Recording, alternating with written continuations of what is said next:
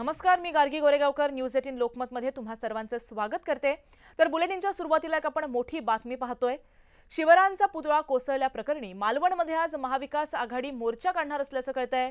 महाविकास आघाडीचे सर्व नेते या मोर्चामध्ये सहभागी होणार आहेत। मालवण बंदची हाक देत तहसीलदार कार्यालयावर मोर्चा काढण्यात येणार असून आदित्य ठाकरे यांच्यासह दिग्गज नेते याला उपस्थित राहणार आहेत। विजय वडेट्टीवार आणि अंबादास दानवे हे दोन्ही विरोधी पक्ष नेतेही सरकारला आज याचा जाब विचारण्यासाठी मालवणमध्ये येत आहेत। या मोर्चाच्या पार्श्वभूमीवरती कडक पोलीस बंदोबस्त देखील तैनात करण्यात आलाय।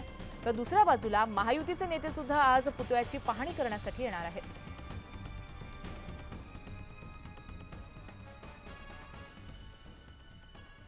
तर याबाबत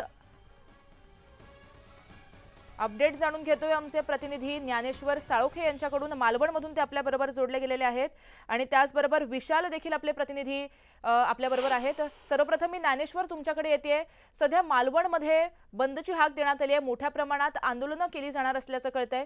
सध्याचं काय वातावरण?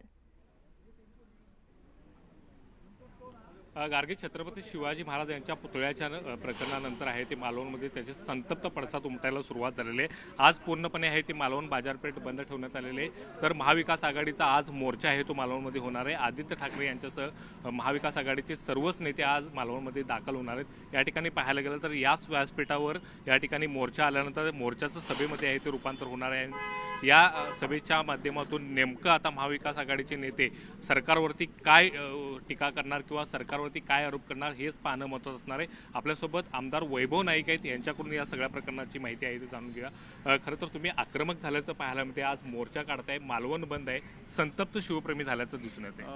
संपूर्ण सिंधुदुर्ग जिल्ह्यातल्या समस्त शिवप्रेमींनी आज मालवण बंदला 100% प्रतिसाद दिलेला आहे आणि त्यातनं त्यांची भावना संतप्त किती आहे हे दिसून येते।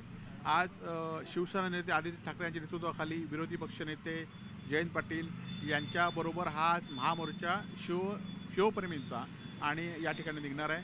निश्चितपणे या पुतळ्याच्या कामामध्ये जो भ्रष्टाचार झाला आहे आणि त्यामुळेच महाराजांचं स्मारक उद्ध्वस्त झालं आहे हे आता लोकांना कळून चुकलेलं आहे आणि बांधकाम मंत्र्यांनी राजीनामा दिला पाहिजे, त्यात दोषींवर कारवाई झाली पाहिजे, यासाठी हा मोर्चा या ठिकाणी आहे। खरं तर सरकार कुठेतरी हात झटकताना दिसून येते का यामध्ये? कारण वाऱ्यामुळे हा पुतळा कोलमडला अशा पद्धतीचं स्पष्टीकरण दिलं। आज खरं तर सरकारकडे भ्रष्टाचाराचा वारा जोरात आहे। भ्रष्टाचार वाऱ्याच्या वेगापेक्षा जास्त पसरतोय आणि त्यामुळे हे वाऱ्यावर सांगतायत। निश्चितपणे आम्ही मोर्चात त्या संदर्भात भूमिका मांडू। खरं तर दावा केला जात होता आणि केवळ 6-7 महिन्यातच हा पुतळा आहे तो कोसळला गेलेला आहे। काय एकूणच वाटते यामध्ये काय झालं असावं? नाही, यामध्ये भ्रष्टाचार झाला, सुरुवातच भ्रष्टाचारापासून झाली आहे, त्यामुळे हा भ्रष्टाचारामुळेच कोसळला आहे आणि त्यातनं ह्या गोष्टी घडलेल्या आहेत त्या आम्ही आता सविस्तरपणे आमचे नेते मोर्चात सांगतो। याला जबाबदार मग कोण? कारण सार्वजनिक बांधकाम विभाग तर नौदलाकडे बोट दाखवतोय। तर सार्वजनिक बांधकाम विभाग जर नौदलाकडे बोट दाखवतोय तर नौदलाने तर कारवाई केली पाहिजे। तुम्ही सार्वजनिक बांधकाम विभागाने नौदलावर कारवाई केली पाहिजे किंवा नौदलाने त्या ठेकेदारावर कारवाई केली पाहिजे। हे न करता ते एकमेकाकडे बोट दाखवत आहे। पण महाविकास आघाडी याचं राजकारण करते असा आरोप होतोय। आता लोकांचा उद्रेक आपण पडत आहे, त्यामुळे राजकारणाचा विषय नाही।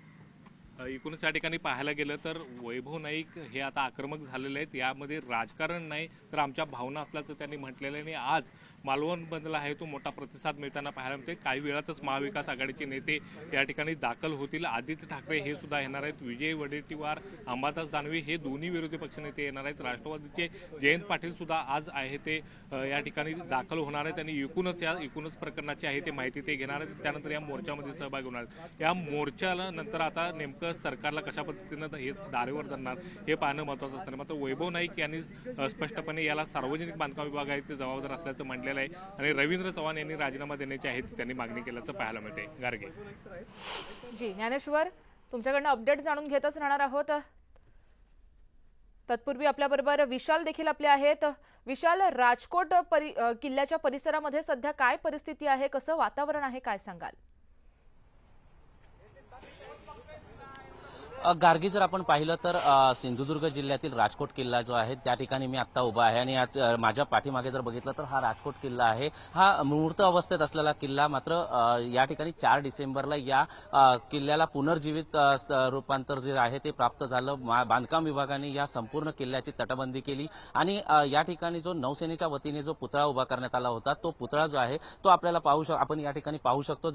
ते पांढऱ्या कागदामध्ये जो गुंडाळलेला आहे तो संपूर्ण भाग या ठिकाणी 40 फुटाचा म्हणजे भूपृष्ठापासून अगदी 40 ते 42 फुटाचा पुतळा जो होता तो या ठिकाणी उभारण्यात आलेला होता. मात्र हा 2 दिवसापूर्वी हा पुतळा जो आहे हा पडलेला आहे. त्यानंतर याच्या चौकशीचे आदेश जे आहेत ते देण्यात आलेले होते. रवींद्र चव्हाण असतील किंवा नेव्हीचे अधिकारी असतील यांच्या मार्फत हे चौकशीचे आदेश दिलेले होते. त्यानंतर काल नेव्हीच्या अधिकाऱ्यांनी या ठिकाणी येऊन नेव्हीचे अधिकारी आणि पोलीस बंदोबस्तात हा पुतळा जो आहे याचे संपूर्ण जे पार्ट्स आहेत याचे संपूर्ण अहवाल जो आहे तो अहवाल घेतलेला आहे. त्याचप्रमाणे जर आपण पाहिलं तर राजकोट किल्ल्याचं हे गेट जे आहे हे कालपर्यंत खुलं होतं. मात्र त्यानंतर आता पूर्णतः गेट जे आहे ते बंद करण्यात आलेलं आहे. इथून कोणालाही जाण्यास परवानगी नाहीये. त्यामुळे या ठिकाणी जर आपण पाहिलं तर पोलीस बंदोबस्त देखील तैनात करण्यात आलेला आहे. काही वेळानंतर आदित्य ठाकरे यांच्यासह दोन्ही पक्षांचे दोन्ही विरोधी पक्षनेते या ठिकाणी येणार आहेत. त्याचप्रमाणे माजी केंद्रीय मंत्री नारायणराव राणे हे देखील या ठिकाणी किल्ल्याला भेट देणार आहेत आणि संपूर्ण परिस्थितीचा आढावा घेणार आहेत. त्यानंतर ज्या पद्धतीत जे विरोधक आहेत महाविकास आघाडीचे नेते आहेत हे या ठिकाणी येतील आणि या ठिकाणचे अहवाल जो आहे ज्या पद्धतीची माहिती घेतील आणि ते आपल्या भाषणात जाहीर करतील. त्यानंतर नारायण राणे यांची देखील पत्रकार परिषद होणार आहे. त्यामुळे राणे आणि पुन्हा एकदा या ठिकाणी आदित्य ठाकरे असतील किंवा ठाकरे राणे पुन्हा एकदा या ठिकाणी काय मतभेद आणि काय शब्दांकन होत आहे हे देखील पाहणं तेवढंच महत्त्वाचं ठरणार आहे. एकूणच या राजकोट किल्ल्यावरून कुठेतरी राजकारण जे आहे ते देखील पेटताना पाहायला मिळतंय. गार्गे जी अपडेट घेत राहणार आहोत. विशाल, तत्पूर्वी धन्यवाद तुम्ही दिलेल्या माहितीसाठी.